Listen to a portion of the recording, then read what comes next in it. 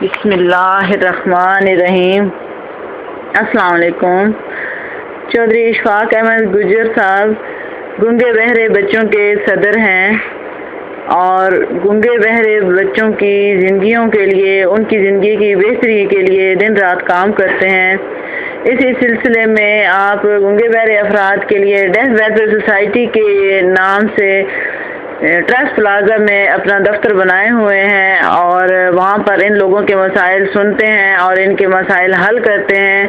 آپ گنگے بہرے افراد کی نوکریوں کے لیے، ان کی شادیوں کے لیے اور زندگی کے باقی مسائل کے لیے دن رات محنت کرتے ہیں اور ان کے تمام پریشانیوں کو حل بھی کرتے ہیں۔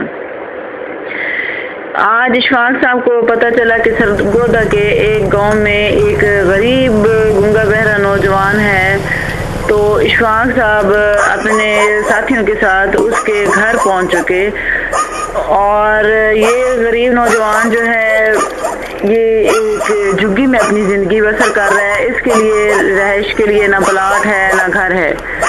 یہ غریب نوجوان، اس کے والد صاحب فوت ہو چکے ہوئے ہیں، اس کی والدہ ہیں اور اس کے تین بہن بھائی ہیں۔ یہ ان کی کفالت کر رہا ہے اور یہ نوجوان بالکل ان پڑھ ہے اور اسی وجہ سے، ان پڑھ ہونے کی وجہ سے اس کے اشارے بھی جو ہیں وہ بالکل دوسرے افراد سے مختلف ہیں اور ان پڑھ ہونے کی وجہ سے یہ کوئی نوکری بھی نہیں کر سکتا۔ یہ گلیوں میں جاتا ہے، کوڑے کرکٹ کے ڈھیروں سے کچرا اٹھاتا ہے اور بیچتا ہے اور یہ اپنے ماں اور یتیم بہن بھائیوں کا پیٹ پال رہا ہے۔ فزیکلی بھی یہ نوجوان جو ہے بہت کمزور اور بیمار ہے۔ اشفاق احمد گجر صاحب اس کی انٹرویو کے لیے اس کے گھر میں پہنچے اور اس کی تمام پریشانیاں جو ہیں وہ دیکھیں اور ان کے بارے میں انٹرویو لیا۔ جیسا کہ آپ دیکھ رہے ہیں کہ یہ نوجوان بالکل ہی ایک پسماندہ گاؤں میں اور بڑے عجیب سے علاقے میں رہ رہا ہے اور جھگی میں یہ زندگی بسر کر رہا ہے۔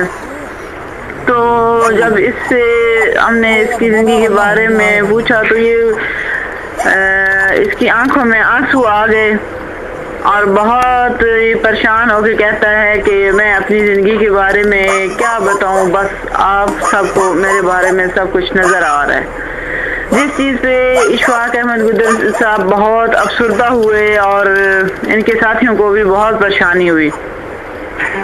بہرحال اشفاق احمد گجر صاحب نے اس غریب نوجوان کی خود بھی مدد کی اور اپنے تمام نوجوان ایسے بھائی جو صاحب استطاعت ہیں ان سے خصوصی طور پر گزارش کی ہے کہ اس غریب نوجوان کی دل کھول کر جتنی بھی ہو سکے آپ مدد کریں تاکہ اس کی زندگی کو بہتر بنایا جا سکے اور اس کے لیے رہائش کے لیے چلیں کوئی چھوٹا سا پلاٹ یا مکان کا انتظام کیا جا سکے۔ بہت شکریہ۔ اللہ حافظ۔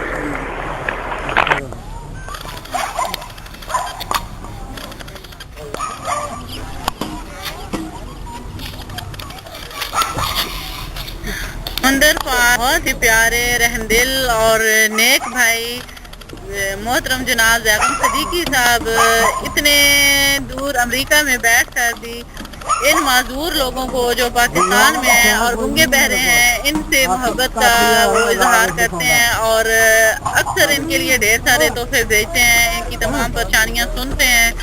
اب عید کے موقع پر بھی زیغم صاحب نے وہاں سے پیسے بھیجے ہیں جس میں سے چودھری اشفاق احمد گجر صاحب نے گرمیوں کے کپڑے خریدے ہیں اور ان گنگی بہری لڑکیوں اور لڑکوں کو ساتھ بازار لے کے گئے ہیں اور ان کو جوتے پورے کروا کے تحفے ان کو دیے ہیں، جو کہ تحفے زیغم صدیقی صاحب نے بھیجے ہوئے تھے وہ چودھری اشفاق احمد گجر صاحب نے ان ڈیف افراد تک پہنچائے ہیں۔ بہت شکریہ۔